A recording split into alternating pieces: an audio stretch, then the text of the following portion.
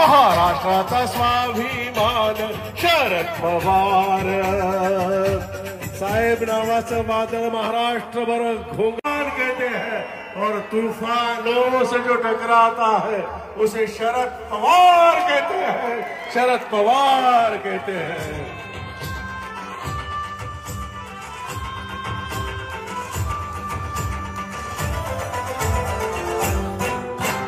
तुतारी वाजवणारा वज्रमुठ साहेबांसाठी एक वार।